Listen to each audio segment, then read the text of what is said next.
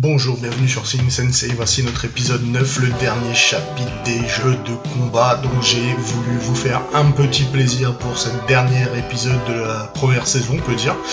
Des jeux de combat, on va parler de Dead or Alive, bande de pervers. C'est parti!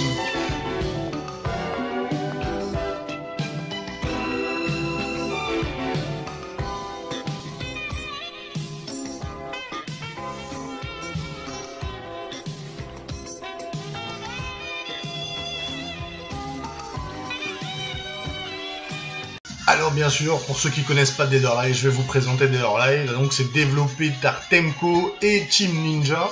Ils en sont déjà 6 volets, il y a eu plusieurs spin-offs, dont Ninja Gaiden, bien sûr.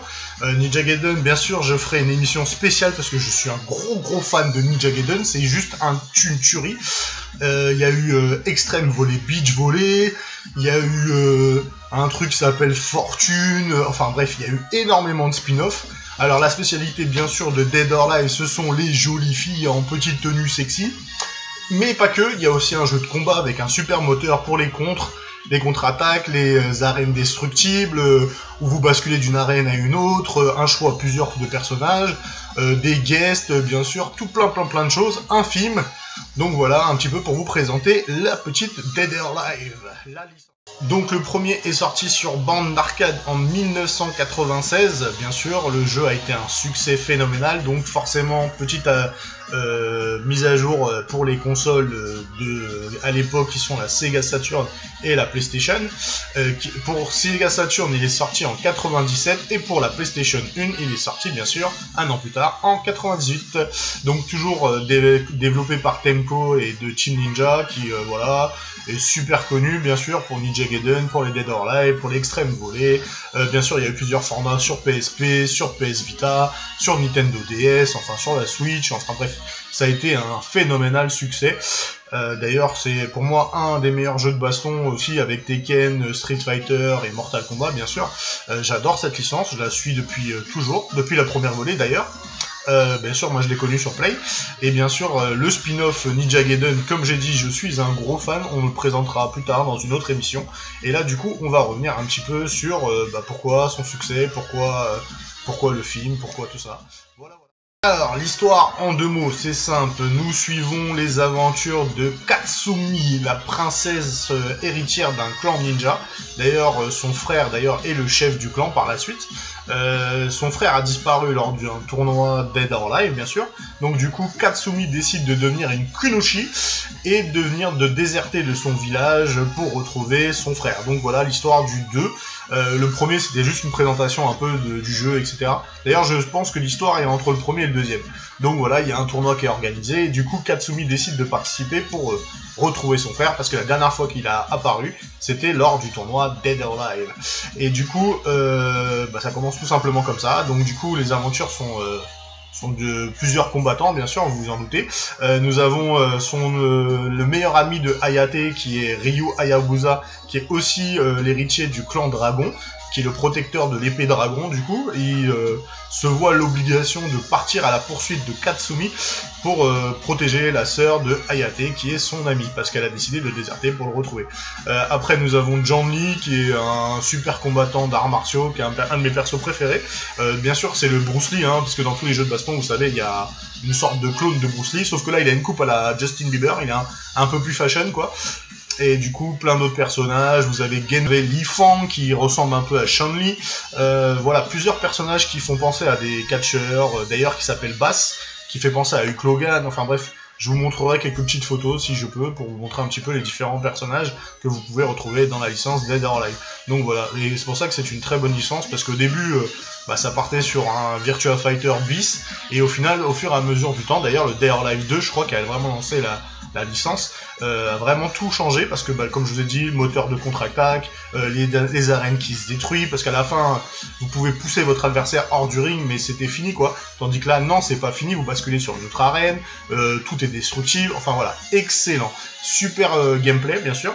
Vu que le succès forcément est à son rendez-vous, ils ont développé des spin-offs, hein, d'ailleurs Ninja Gaiden, comme je vous ai dit, Extreme Beach Volley, plein d'autres spin-offs où vous pouvez reluquer les gonzesses, hein, forcément, pour les gros pervers que vous êtes, et même moi, j'avoue, j'avais un peu aimé quand j'étais plus jeune, les Extreme Beach Volley. On s'amusait juste à faire du beach volley pour voir les gonzesses en maillot de bain. Mais bon, voilà, c'est le succès de la série, c'est ça qui fait son truc, ça fait son bise, et puis ça fait plaisir, franchement. En sachant que vous pouvez lui manger un gâteau, faire du jet ski avec elle, enfin bref, plein de trucs de gros Dixa. Les japonais, ce sont des Dixa, hein. On se rappelle bien sûr de notre Dixa favori qui est Ryo Saiba et Kame Sennin, hein, le tortue génial. Franchement, les Jiraiya, ils auraient été vraiment excellents dans ce jeu-là, j'aurais kiffé les voir, parce qu'ils ont vraiment leur place, voilà. Donc comme n'importe quel jeu avec une success story phénoménale, bien sûr, un film est vite lancé, hein. Le film Dead or Alive, bien sûr, s'inspire des jeux vidéo Dead or Alive. Il est sorti en 2006, réalisé par Corey Young, le réalisateur de Twin Effect 2 et il a participé à Hero. Twin Effect 2, c'est un film avec le fils de Jackie Chan qui s'appelle Jace Chan, et de Hero qui est aussi avec Jet Li. L'actrice principale qui joue le rôle de la princesse Katsumi est Devon Aoki, qu'on la connaît aussi pour le film Fast and Furious 2, pour ceux qui l'ont vu. En sachant qu'en guest star, en vilain, nous avons Victor Donovan, qui est joué par l'acteur Eric Robert, d'ailleurs qui est hyper connu dans les films d'arts martiaux justement. Il a aussi joué dans un film hyper connu qui s'appelle The Dark Knight, qui a été réalisé par Christopher Nolan en 2009. Nous avons une petite apparition de Robin Shou, bien sûr, qui est Liu Kang de Mortal Kombat, qui joue le rôle d'un pirate qui essaye d'attaquer les jeunes demoiselles. Nous avons aussi Kane Kusanagi, que vous avez vu en Kazuya Mishima dans Tekken 2 lors d'une dernière émission. Et nous avons aussi Colin Chou, qui a joué dans Matrix 2 et 3, il jouait Séraphin, celui qui avait la protection de l'oracle, pour ceux qui s'en rappellent.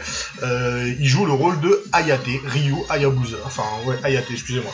Et du coup, voilà, le film en lui-même reste, on va dire, un film de jeu vidéo qui a été largement foiré, hein.